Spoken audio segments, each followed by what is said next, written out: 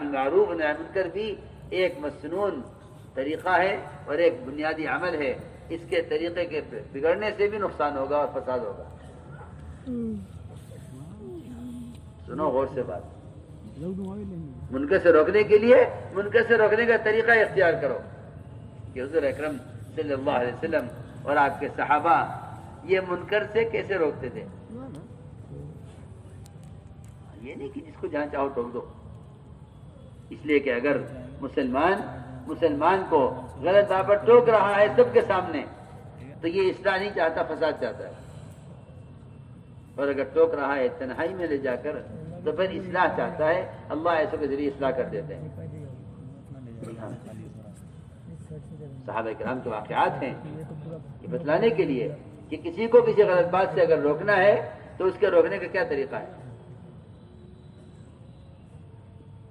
پہلے تو یہ فرمایا کہ کسی کو منکر سے روکنے کے لیے اس کے عیب کو تلاش مت کرو. اس کے عیب کو تلاش مت کرو. کسی کو روکنا ہے تو اس کا عیب تلاش مت کرو. ہاں کوئی چیز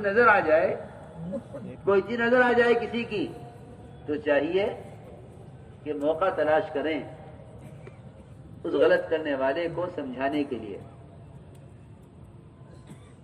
غلط کرنے والے کو سمجھانے کے لیے موقع تلاش کریں. مجھے ایک واقعہ یاد آیا اس پر. ہمارے ایک بزرگ تھے اور بڑے عظیم بزرگ تھے، حضرت مولانا اسعد مدنی رحمۃ اللہ علیہ. اللہ نے بڑا کام لیا.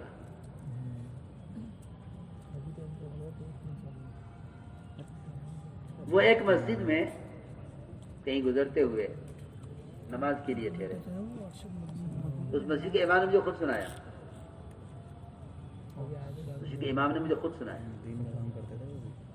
میں نے مجھے خبر نہیں تھی کہ کون ہے. میں نے نماز پڑھائی. میں نے دیکھا نہیں نماز سے پہلے کہ حضرت تشریف لائے ہوئے ہیں، ورنہ حضرت نماز پڑھواتے. میں نماز پڑھا کر فارغ ہوا تو میں نے دیکھا پچھلی صف میں میرے پیچھے حضرت نماز میں تھے. کہنے لگے نماز کے بعد کہ مجھے آپ سے کچھ کہنا ہے. جی فرمائیے حکم. کہ نہیں یہاں تو لوگ کھڑے ہوئے ہیں، ادھر آ جاؤ. کہنے لگے حضرت مجھے ایک طرف لے گئے کونے میں.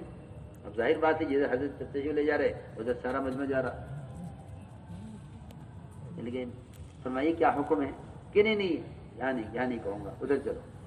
کہ میں ہم دوسری طرف چلے گئے مسجد کے کونے میں. وہاں جا کے بات شروع کرنے کو ہوئے ایک صاحب آ کر کھڑے ہو گئے. ان کو دیکھا کہ بھائی نہیں ابھی بات نہیں کر سکتے، یہ آ گئے. جب کسی طرح بات نہ بنی تو اس نے فرمایا کہ آپ کا حجرہ ہے یہاں مسجد میں امام صاحب کا. کہ جی میرا حجرہ ہے. فرمایا میرا حجرے میں چلو. حجرے میں چلو، وہاں جا کے بات. بولتے کہ میں نے حجرہ کھولا، اس کو بٹھایا. یعنی کہ ہاں ذرا دروازہ جھکا دو کوئی آنا جائے. کیا بات ہے. میں نے دروازہ جھکا دیا. آپ پوچھا جی کیا حکم ہے. نے فرمایا کہ باقی تو سب ٹھیک ہے، بس تم نے جو قرات کی ہے نماز میں مغرب کی اس میں ایک آخر کا لفظ وہ ذرا تم نے ناک میں پڑھ دیا، وہ اس طرح ٹھیک نہیں ہے، اس کو اس طرح پڑھنا چاہیے.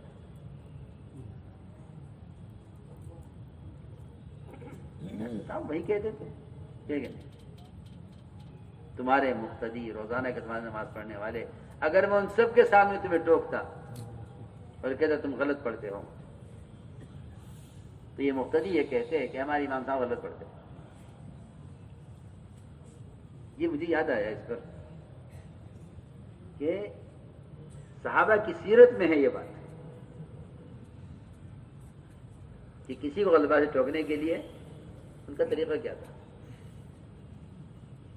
یہاں تو ایک دوسرے کی ٹوہ میں لگے رہتے ہیں. کوئی بات ملے تو صحیح، کسی کو رنگے ہاتھوں پکڑا تو جاوے، کسی کو رنگے ہاتھوں پکڑے تو صحیح، کسی کو رنگے ہاتھوں. میں تم سے یقین سے کہہ سکتا ہوں पुलिस वालों को अच्छी नजर से इसलिए नहीं देखता कि ये हर वक्त में रहते हैं, कौन क्या कर रहा, कौन क्या कर रहा, कौन क्या कर रहा। ये वजह है कि नहीं। फरमाया कि मोमिन को हमेशा अच्छी नजर से देखो, मोमिन को हमेशा अच्छी नजर से मोमिन को देखो। मोमिन के गुनाह की तावील करो कि नहीं, मोमिन ऐसा नहीं कर सकता, मोमिन ऐसा नहीं कर सकता। हुजूर अकरम सल्लल्लाहु अलैहि वसल्लम से 4 मरतबा जिना करने वाले ने अपने जिना का एतराफ किया, 4 मरतबा। ज़नीतु या रसूलल्लाह, ज़नीतु या रसूलल्लाह, ज़नीतु या रसूलल्लाह, ज़नीतु या रसूलल्लाह। आप हर दफा कहे नहीं नहीं, जाओ तुमने जिना नहीं किया, जाओ तुमने जिना नहीं किया, जाओ तुमने जिना नहीं किया। वो बार बार कहे मैंने जिना किया, कि नहीं मोमिन जिना नहीं कर सकता। यहाँ ऐब तलाश करके कोशिश करके मुसलमान के ऐब तलाश करते हैं ताकि मैं इससे बेहतर हो जाऊं और लोग जान ले कि ये ऐसा है और मैं ऐसा हूं। क्योंकि जो अपनी इज्जत के लिए मुसलमान को ज़लील करके उसका कोई ऐब तलाश करके जाहिर करेगा, ये तो अल्लाह के यहाँ इसकी जिल्लत का फैसला पहले हो चुका। ये किसी को ज़लील करके अजीज कैसे बन जाएगा? अल्लाह के इसकी जिल्लत का फैसला पहले ही हो चुका कि तुमने अगर किसी को रुस्वा करने का इरादा कर लिया तो तुम अल्लाह की नजर में रुस्वा हो गए। क्यों? कि एक मुसलमान का मकाम बैतुल्लाह से ऊंचा है।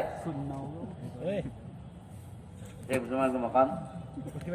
मुसलमान का मकाम बैतुल्लाह से ऊंचा है, पक्की बात है। ये किसी एक मुसलमान को रुस्वा करना, मैं अर्ज कर चुका हूँ कि 36 मरतबा जिना करने से ज्यादा बुरा है। लोग ऐब तलाश करते हैं कि ताकि टोकने का मौका मिले। उमर रज़ी अल्लाह तआला अन्हु निगरानी कर रहे थे रियाया की, चक्कर लगा रहे थे मदीने की गलियों में। देखा एक घर से गाने की आवाज आ रही है। ख्याल ये हुआ अगर दरवाजा खुलवा के गए तो ये तो गुनाह खत्म कर देंगे, प्रोग्राम खत्म हो जाएगा और कोई गुनाह नजर नहीं आएगा। उमर रज़ी अल्लाह तआला अन्हु दीवार फलांद कर घर में गए। देखा कि एक बड़े मियाँ बैठे हुए हैं, शराब पी रहे हैं, एक गाने वाली गा रही है। बड़े मियाँ को पता नहीं चल सका, हज़रत उमर उनके करीब तक पहुंच गए। हज़रत उमर ने फरमाया इस उम्र में ये गुनाह हो रहा है? बड़े मियाँ ने कहा उमर मैं एक गुनाह कर रहा हूँ कि शराब पी रहा हूँ, और उमर तुमने जो गुनाह किए हैं वो 3 गुनाह किए हैं। तुम दीवार फैलान कर घर में आए, हुक्म है कि दरवाजे से आओ। तुम सलाम के बगैर आए, हुक्म है कुरान में कि सलाम करके आओ। तुमने ऐब तलाश किया, कुरान में है कि ऐब तलाश मत करो। आप लिखते मैंने एक गुनाह किया। उमर रज़ी अल्लाह तआला अन्हु यहाँ से